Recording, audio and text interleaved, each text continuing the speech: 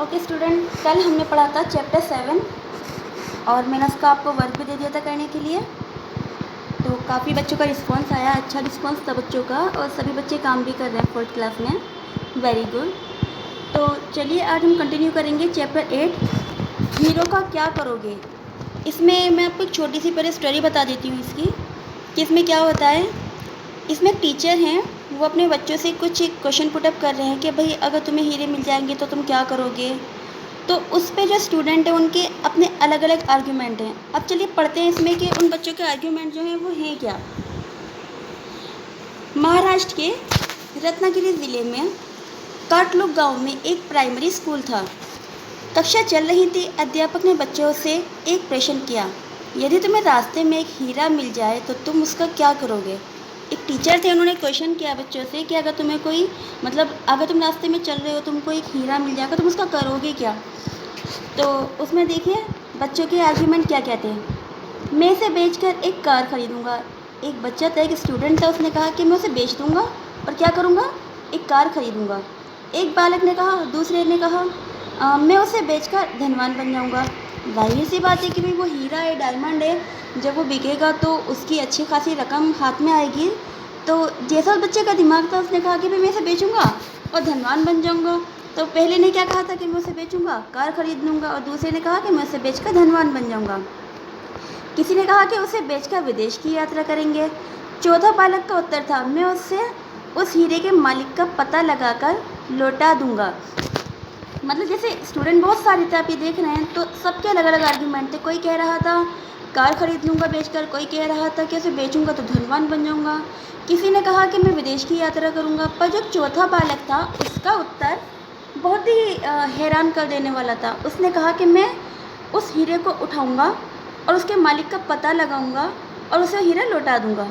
अध्यापक जो थे वो चकित थे, मतलब वो थोड़े हैरान हो गए कि भाई ये छोटा सा बालक है और ये बात कितनी बड़ी कर रहा है, ये कहना क्या चाह रहा है। तो फिर अध्यापक ने कहा, मानो बहुत पता लगाने पर भी तुम्हें उनके मालिक का पता ना मिला तो। मतलब टीचर बोल रहे हैं कि अगर तुमने चलो पता लगा लिया पर तुम्हें नहीं पता चला कि वो बालक जो वो हीरा है वो उसका मालिक कौन है, तुम्हें उसका एड्रेस नहीं मिल पाया, तुम नहीं पता लगा पाए, तो क्या करोगे। बालक बोलता है, तब मैं हीरे को बेचूंगा और इससे मिले पैसे देश की सेवा में लगा दूंगा। तो बालक ने कहा, उसने ये नहीं कहा कि मैं कार खरीदूंगा या मैं धनवान बनूंगा या फिर मैं अपनी कोई सिक्योरिटी करके रखूंगा, नहीं। उसने क्या कहा कि अगर मुझे उसके मालिक का पता नहीं लगा तो मैं क्या करूंगा, इस हीरे को बेच दूंगा और इससे जो भी मुझे रकम, ये मुझे पैसे मिलेंगे, मैं उसका क्या करूंगा, मैं उस पैसे को देश की सेवा में लगा दूंगा। बालक को तो सुनकर शिक्षक गदगद हो गए, मीन्स वो थोड़े खुश हो गए। बोले, शाबाश, तुम बड़े होकर सचमुच महान पुरुष बनोगे। शिक्षक का कहा सत्य हुआ। वे बालक बड़ा होकर देशभक्त महापुरुष बना। उसका नाम क्या था, उसका नाम था गोपाल कृष्ण गोखले। सुना होगा आपने इनके बारे में। गोपाल कृष्ण गोखले के बचपन की एक और प्रेरक घटना है। जब वे बाल्यकाल में स्कूल में पढ़ते थे, बाल्यकाल मतलब अपने बचपन में, जब वे स्कूल में पढ़ते थे तो एक दिन शिक्षक ने घर के लिए गणित में कुछ प्रश्न दिए हैं। जैसे टीचर देते हैं ना होमवर्क के लिए कि भाई आपको ये प्रश्न करके लाने हैं, तो ऐसे ही उनको भी उनके टीचर ने कुछ प्रश्न दिए। किसके, गणित के, यानी कि मैथ्स के। गोपाल कृष्ण को उनमें से एक प्रश्न नहीं आता था, इसलिए उसे दूसरे विद्यार्थियों की सहायता से कर लिया।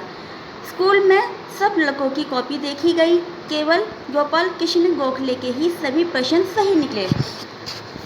शिक्षक बहुत प्रसन्न हुए, उनको पुरस्कार देने लगे। किसको, गोपाल कृष्ण गोखले को। मतलब जब उन्होंने देखा कि भाई सारे स्टूडेंट जो हैं उनके जितने भी क्वेश्चन हैं वो उनमें मतलब कहीं ना कुछ गलती आई है, पर गोपाल कृष्ण गोखले एक अकेले ऐसे स्टूडेंट थे जिनके सारे ही क्वेश्चन जो थे वो करेक्ट थे। तो उनके टीचर जो थे वो उनसे खुश हो गए। तो उन्होंने क्या सोचा कि चलो मैं अपने स्टूडेंट को क्या देता हूँ, मैं उनको प्राइज़ देता हूँ कुछ, यानी कि उनको पुरस्कार देता हूँ। तो ये देखकर शिक्षक को आश्चर्य हुआ। गोपाल कृष्ण गोखले ने पुरस्कार नहीं लिया, उल्टा रोने लगे। ये देखकर शिक्षक को आश्चर्य हुआ। उन्होंने रोने का कारण पूछा। गोपाल कृष्ण गोखले ने नम्रता से कहा, आपने समझ लिया कि सभी प्रश्न को मैंने अपनी बुद्धि से किया है, ये सच नहीं है। इनमें से एक प्रश्न मैंने अपने मित्र की मदद ली थी। मतलब उसे करने के लिए उसकी मदद ली थी, इसलिए मैं इनाम के नहीं दंड के लायक हूँ। तो जब टीचर जो थे वो गोपाल कृष्ण गोखले को डिस्ट्रीब्यूट करने लगे, प्राइज़ डिस्ट्रीब्यूट करने लगे, तो इसे देखकर जब उनके टीचर ने उनको मतलब पुरस्कार दिया तो गोपाल कृष्ण गोखले जो थे वो रोने लगे। उन्होंने जो पुरस्कार था उसे वापस कर दिया। तो टीचर जो थे वो हैरान हो गए कि भाई इन्होंने इतना अच्छा वर्क किया है, मैं इनको मतलब उनको इनाम दे रहा हूँ, तो उस पर भी गोपाल कृष्ण गोखले जो हैं वो इनाम को लौटा रहे हैं। तो उन्होंने कहा कि भाई तुम ऐसा क्यों कर रहे हो। टीचर ने एक क्वेश्चन पुटअप किया कि तुम ऐसा क्यों कर रहे हो। तो गोपाल कृष्ण गोखले ने कहा कि मैं इसका इस लायक नहीं हूँ कि मुझे ये इनाम दिया जाए, मैं तो दंड के लायक हूँ। तो टीचर बोले क्यों, ऐसा क्या कर दिया तुमने। तो बोले कि आपको लग रहा होगा कि सारे के सारे जो क्वेश्चंस हैं ये मैंने खुद ही सही किए हैं, पर इनमें से जो एक क्वेश्चन है इसका क्या था, इसको करने के लिए मैंने अपने फ्रेंड जो है उसकी हेल्प ली थी, मतलब अपने मित्र की सहायता ली थी। तो आपको लग रहा है कि सारे मैंने सही किए हैं, पर ये सारे मैंने सही नहीं किए। इसमें से एक जो था वो मेरे दोस्त ने मेरी हेल्प की थी, तो मैंने उसको किया था। ये सुनकर शिक्षक बहुत खुश हुए। उनके हाथ में इनाम देते हुए कहा कि अब ये इनाम तुम्हारी सत्यप्रियता के लिए दे रहा हूँ। क्या हुआ कि जब भाई गोपाल कृष्ण गोखले ने अपनी बात बताई कि नहीं मैं इस लायक नहीं हूँ, मुक्तदंड के लायक हूँ, क्यों, क्योंकि ये जो सारे क्वेश्चन हैं ये मैंने कैसे किए हैं, ये मैंने अपने आप नहीं किए। मतलब एक जो क्वेश्चन था वो मैंने अपने फ्रेंड की हेल्प लेके किया था, और आपको लग रहा है कि सारे ही मैंने सॉल्व किए हैं, एक नहीं किया है मैंने। तो टीचर जो थे वो उनकी सत्यप्रियता यानी कि उनकी ईमानदारी को देखकर बहुत ज़्यादा खुश हुए। उनके हाथ में जो इनाम था उन्होंने फिर वो गोपाल कृष्ण गोखले को देते हुए कहा कि अब तो तुम इसी लायक हो कि तुम्हें यही इनाम देना चाहिए। क्यों, क्योंकि मैं तुम्हारी सत्यप्रियता से बहुत ज़्यादा खुश हूँ। तुम चाहते तो भी झूठ भी बोल सकते थे इनाम के लालच में, पर तुम्हें लालच नहीं था। तुमने अपनी सत्यप्रियता दिखाई, सच बताया, तो मैं तुम्हारी सत्यप्रियता से बहुत ज़्यादा खुश हूँ। अब तो मैं इनाम तुम्हारी सत्यप्रियता के लिए ही दे रहा हूँ, और इस इनाम के तुम सच में हकदार हो। तो ये कब मतलब ये घटना कब की है, बाल्यकाल में ऐसे ही थे गोपाल कृष्ण गोखले। जब गोपाल कृष्ण गोखले बचपन में छोटे थे, जब वो पढ़ते थे, ये घटना उस टाइम की है। ठीक है, तो बच्चों अगर आपको कुछ भी इस स्टोरी में समझ नहीं आया हो तो आप मुझसे पूछ लीजिएगा, ओके। और मैं इसके बाद आपको थोड़ा वर्क दूंगी, आप उसे कर लीजिएगा।